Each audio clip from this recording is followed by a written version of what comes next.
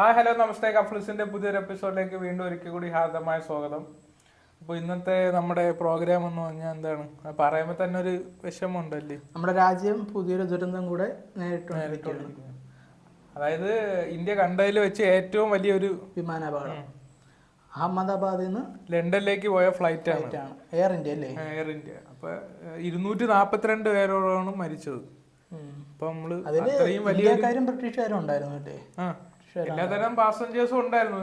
പക്ഷെ 242 എന്ന് പറയുമ്പോൾ ഇന്ത്യ കണ്ടതിൽ വെച്ച് ഏറ്റവും വലിയൊരു പ്ലെയിൻ അപകടമാണ്. ഒരാൾ മാത്രമാണ് രക്ഷപ്പെട്ടത്. അതാണ് ഒരു ഇത് എന്ന് പറഞ്ഞാൽ ആളുടെ പേര് രമേശ് വിശ്വാസ് കുമാർ അങ്ങനെ എന്തോ. അതായത് ഇത്രയും വലിയൊരു ദുരന്തം പ്ലെയിനിനകത്തെ സിറ്റുവേഷൻ എന്തോന്നാണെന്ന് ബാക്കിയുള്ളടുത്ത് പറയാനായിട്ട് ഒരാൾ മാത്രമേ ഇനി ബാക്കിയുള്ളൂ.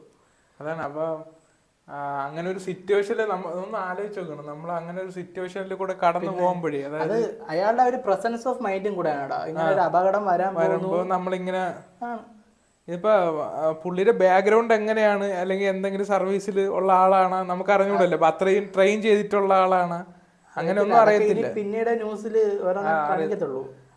പുള്ളിയുടെ എന്തൊരു ഈ രമേശ് എന്ന് പറയുന്ന പുള്ളിയുടെ സഹോദരനും ഫ്ലൈറ്റിൽ ഒന്ന് ആലോചിക്കണല്ലേ. ഇപ്പൊ ആ മനസ്സിൽ എന്താ തോട്ട്, ഇങ്ങനെ എന്ത് തോട്ടായി ഇത്രയും വലിയൊരു ദുരന്തത്തിൽ നിന്ന് രക്ഷപ്പെട്ടു എന്നുള്ളൊരു ആശ്വാസവും സ്വന്തം സഹോദരൻ അടുത്തിരുന്ന് സഹോദരൻ രക്ഷിക്കാൻ പറ്റില്ല, മരിച്ചു എന്നൊരു വിഷമവും.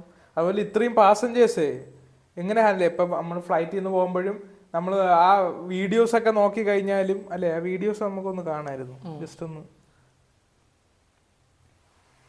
ഇങ്ങനെ പോയി തീകോളം പോലെ. ഇത് നോക്കിയപ്പോ കണ്ടൊരു കാര്യമാണ്, ഈ ഇതിന്റെ ടയർ പൊക്കിയിട്ടില്ല അല്ലേ? നമ്മുടെ ടേക്ക് ഓഫ് ചെയ്ത് കഴിഞ്ഞിട്ട് 30 സെക്കൻഡ് കഴിഞ്ഞപ്പോഴേ അപകടം നടന്നു എന്നാണ് പറയുന്നത്. പക്ഷെ 30 സെക്കൻഡ് ഒക്കെ ആ ഒരു ഹൈറ്റിൽ എത്തുമ്പോ തന്നെ ടയർ പൊക്കേണ്ടതാണ്, പക്ഷെ പൊക്കിയിട്ടില്ല. സാധാരണ നമ്മളിപ്പം സിനിമകളിലൊക്കെ കണ്ടാലും, സിനിമകളിൽ നിന്നുള്ളതല്ല, സാധാരണ ഒരു ഫ്ലൈറ്റിന്റെ ഒരു ലോഞ്ച് കാണുന്ന സമയത്ത് നമ്മളിങ്ങനെ ഒരു അപ്ലിഫ്റ്റ് ചെയ്യുന്ന സമയത്ത് ഈ ടയറുകൾ ഓട്ടോമാറ്റിക്കായിട്ട് അകത്തോട്ട് പോകണത് നമ്മൾ കണ്ടിട്ടുണ്ട്. പക്ഷെ ഈ ഒരു വീഡിയോയിൽ കറക്റ്റ് വ്യക്തമാണ്, ഇത്രയും ഹൈറ്റിലായിട്ടും ടയറുകൾ അകത്തോട്ട് പോയിട്ടില്ല. 600 അടിയോളം എത്തി, എന്നിട്ടും ടയർ പൊങ്ങിയിട്ടില്ല. അത് പൊക്കാത്തെന്ന് പറയുന്നില്ല, ചിലപ്പോൾ അതായിരിക്കാം അപകടത്തിന്റെ കാരണം. ടയർ ഇഷ്യൂ വന്നത് ടയറിന്റെ ആ ഒരു ലിവറിന് വലുതായിരിക്കും. പിന്നെ അതുപോലെ തന്നെ നോക്കിയപ്പോ ഒരു കാര്യമാണ്, അതിന്റെ ബാക്കിലത്തെ ഒരു ഫ്ലാപ്പ് ഇല്ലേ, ഫ്ലാപ്പ് രണ്ട് ചിറകിലുള്ള ഒരു ചെറിയ പോലത്തെ സാധനം ഇങ്ങനെ ബാലൻസ് ചെയ്യണം. അതന്നെ, അത് ഫ്ലൈറ്റ് പൊക്കുമ്പോഴത്തേക്കും അത് ഒരുപാട് മേളിൽ ചെന്നിട്ട് അത് നോർമലാക്കും, ഇങ്ങനെ ആക്കും. അത് ടേക്ക് ഓഫ് ചെയ്യുന്ന സമയത്ത് ഒരു പുൾ ഓഫിന് വേണ്ടിയിട്ടാണ് അതിങ്ങനെ താക്കുന്നത്. ഒരു അതായത് ഇതിങ്ങനെ താഴ്ന്ന സമയത്ത് അത് ജസ്റ്റ് ഫ്ലൈറ്റ് അങ്ങ് പൊങ്ങും, ആ ഒരു ഇത് കിട്ടാൻ. എന്നിട്ട് ഒരു 1000 അടി എത്തിയതിനു ശേഷമാണ് പഴയ രീതിക്ക് ആക്കുന്നത്. പക്ഷെ ഈ 600 അടിയോളം എത്തിയപ്പോ തന്നെ അതിന്റെ ഫ്ലാപ്പ് മടങ്ങിയിട്ടുണ്ട്. അത് എങ്ങനെയെന്ന്, അത് ശരിയാണ്. ഈ ഫ്ലാപ്പിനും ടയറിനും ഒരേപോലെ പ്രശ്നം വന്നു. ശരി, ഇപ്പം പോസിബിൾ ആയിട്ടുള്ളൊരു കാര്യം വെച്ചാൽ പൈലറ്റ്സിന് പറ്റിയ ഒരു അബദ്ധമായിരിക്കാം. അതായത് ടയർ പൊക്കുന്നതിന് പകരം ഫ്ലാപ്പ് പൊക്കുകയോ, അല്ലെങ്കിൽ അവർക്ക് പെട്ടെന്ന് ടൈം കാൽക്കുലേറ്റ് ചെയ്യാൻ, ടേക്ക് ഓഫിനുള്ള ടൈം കാൽക്കുലേറ്റ് ചെയ്യുന്നതിന്റെ ഇടയിൽ പറ്റിയൊരു പിഴവില്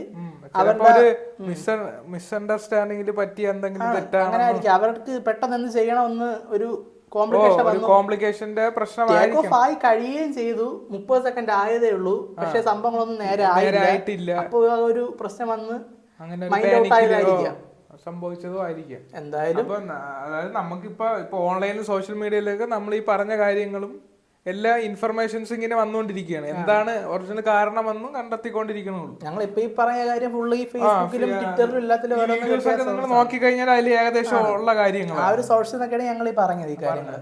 അതിപ്പോ എന്തുമാത്രമാണ് ശരി, എങ്ങനെയൊക്കെയാണ് അത് നമ്മൾ ഈ പറഞ്ഞിരുന്നെങ്കിൽ കാര്യമുണ്ടോ എന്നൊക്കെ വരും ദിവസങ്ങളിൽ ന്യൂസിൽ പറയും. പിന്നെ നമ്മള് പറയാൻ പോലെ ഇത്രയും പാസഞ്ചേഴ്സിന്റെ കുടുംബം, അതായത് പ്രതീക്ഷകളോടെയും അല്ലേ ഒരുപാട് കാര്യങ്ങളായിട്ട് അത് തന്നെയാണ് ഞാൻ പറഞ്ഞത്. ഇപ്പോ വീക്കെൻഡ് ഒക്കെ ആഘോഷിക്കാനായിട്ട്, വെക്കേഷൻ ഒക്കെ ആഘോഷിക്കാനായിട്ട് ഓരോരുത്തർ പുറത്തോട്ടൊക്കെ അതൊരു ട്രാവൽ എന്നുള്ള ഇതിൽ പോണവരുണ്ട്, ജോലിക്ക് വേണ്ടി പോണവരുണ്ട്, ചിലപ്പോൾ കുടുംബങ്ങളെ കാണാൻ പോണവരുണ്ട്, ഫാമിലിയിലേക്ക് തിരിച്ചു പോകുന്ന ആൾക്കാരുണ്ട്. ആഗ്രഹങ്ങൾ വെച്ചായിരിക്കും. ഈ പ്ലെയിനിൽ നിന്ന് ഇടിച്ചത് ഒരു ഹോസ്റ്റലിലാണ്, അത് വേറൊരു കാര്യം. അപ്പൊ ഹോസ്റ്റലില് അടുത്ത പരീക്ഷയ്ക്ക് വേണ്ടി പഠിച്ചുകൊണ്ടിരിക്കുന്നവര്, നാളത്തെ പരീക്ഷയ്ക്ക് ടെൻഷൻ അടിച്ച് പഠിച്ചുകൊണ്ടിരിക്കുന്നവര് ഒന്നും പ്രതീക്ഷിക്കാനില്ലല്ലേ ഇങ്ങനെ ഒരു സിറ്റുവേഷൻസ് ഉണ്ടാകുമ്പോൾ. ഇപ്പോൾ ഫ്ലൈറ്റ് ഇങ്ങനെ തകരാന്ന് പറയുമ്പോൾ അതൊക്കെ എന്ന് പറഞ്ഞാൽ ആ ഒരു അഹമ്മദാബാദ് ആ ഭാഗത്തല്ലേ ഇത് സംഭവിച്ചത്. അപ്പൊ ആ ടൈമിൽ ആ ഒരു നേരിൽ വിറ്റ്നസ് ചെയ്ത ആൾക്കാരുടെയൊക്കെ ഒരു അവസ്ഥ ഒന്ന് ആലോചിച്ച് നോക്കിയാണ്. ഈ രക്ഷപ്പെട്ട ആളില്ലേ, ആ പുള്ളി 11A സീറ്റിലല്ലേ അതായത് ഫ്ലൈറ്റിന് നമ്മൾ ഇത് നോക്കുകയാണെങ്കിൽ ഇങ്ങനെ സീറ്റ് അറേഞ്ച്മെന്റ് പറഞ്ഞാൽ ABCDEF അതിന്ന് ഇങ്ങനെ നമ്മള് സീറ്റ് ഇങ്ങനെ മറ്റേ ബസ്സിലൊക്കെ ഉള്ള പോലെ ഇങ്ങനെ A റോ ഫുൾ ഇങ്ങനെ പോകും. അപ്പൊ ഫസ്റ്റ് റോ ആണ് A. ആ A എന്ന് പറയുന്ന റോയില് 11ാമത്തെ സീറ്റിലാണ് പുള്ളി ഇരുന്നത്. 11A. മിഡിൽ ഫ്രണ്ടിലായിട്ട് ഏകദേശം ചിലപ്പോ എക്സിറ്റ് ഡോറിന്റെ ഒക്കെ അടുത്തായിട്ട് വരാം. ഈ പുള്ളി 600 അടിയോളം ആ ഒരു ഹൈറ്റ് വെച്ച് അപകടം വന്നു. ചിലപ്പോ പ്ലെയിന്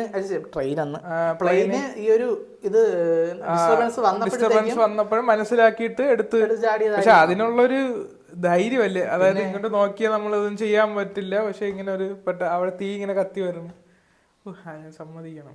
ഈ സാധാരണ ഒരു അപകടം നടക്കുമ്പോഴത്തേക്കും പാസഞ്ചേഴ്സിനോട് അവിടെ നിന്ന് വിളിച്ച് പറയും ഒരു ഇത് അതിനുള്ള സമയം പോലും കിട്ടിയില്ല എന്നാണ് പറയുന്നത്.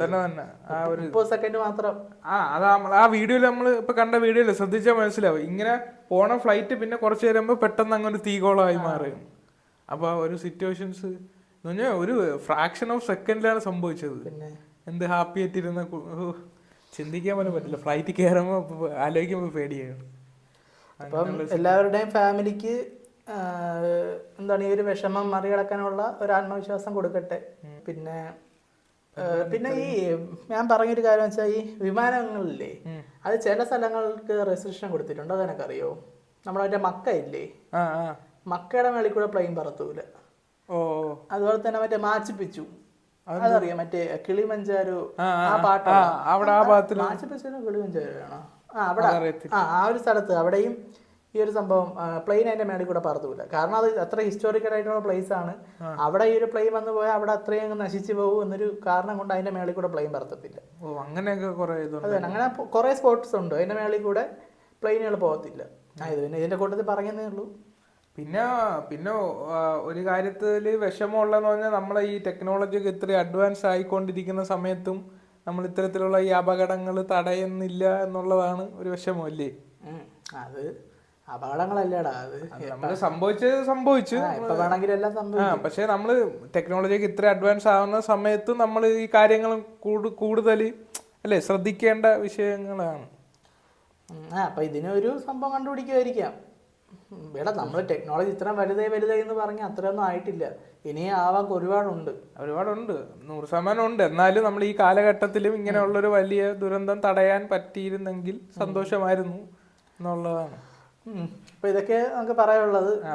ദുഃഖകരമായുള്ള എന്താണ് അത് വാർത്തകളിലൂടെയാണ് ഇപ്പൊ ഈയിടെയായിട്ട് കടന്നു പോകുന്നത് അല്ലേ. മറ്റേ കപ്പലിന്റെ പ്രശ്നങ്ങള്, അതുപോലെ ഇപ്പൊ ഫ്ലൈറ്റ്, ഓരോ സമയത്തിന്റെ ഓരോ കാര്യങ്ങൾ. നമ്മളിപ്പോ ഈ ന്യൂസ് കണ്ടപ്പോ പെട്ടെന്ന് പറയണമെന്നോ, ഞാൻ വീഡിയോ കണ്ടപ്പോ ടയറിന്റെ കാര്യം അത് നമ്മളെടുത്ത് ശ്രദ്ധിച്ചതാണ്, അതൊന്ന് പറയണമെന്ന് തോന്നി. അപ്പൊ പലർക്കും അതിനോടുള്ള ഇൻഫർമേഷൻ വെച്ച് പല അഭിപ്രായങ്ങൾ ഉണ്ടായിരിക്കും. അതുപോലെ തന്നെ ഇപ്പൊ ഇതിനെക്കുറിച്ച് കൂടുതൽ ആൾക്കാർ അറിയാന്നുണ്ടെങ്കിൽ നിങ്ങൾ കമന്റ് ചെയ്യണം. അപ്പൊ നമുക്ക് ഒരുപാട് ഇൻഫർമേഷൻസ് കിട്ടും എന്തുകൊണ്ട് ഇങ്ങനെയൊക്കെ സംഭവിക്കുന്നു. ഞങ്ങളെ ഒരു ചെറിയ നോളജ് ആ ഒരു കാര്യം പറയുന്നത് ടയർ വെക്കുന്ന കാര്യം. അപ്പോൾ കൂടുതൽ കാര്യങ്ങളൊക്കെ എന്തെങ്കിലും ഉണ്ടെങ്കിൽ കമന്റ് ചെയ്യണം. അതൊക്കെയാണ് അത്രേ ഉള്ളൂ. അപ്പോൾ പുതിയൊരു വീഡിയോയുമായി ഞങ്ങൾ വരാം അല്ലേ. എന്താ അപ്പൊ അണ്ടിൽ ദെൻ ലൈൻ കട്ട്.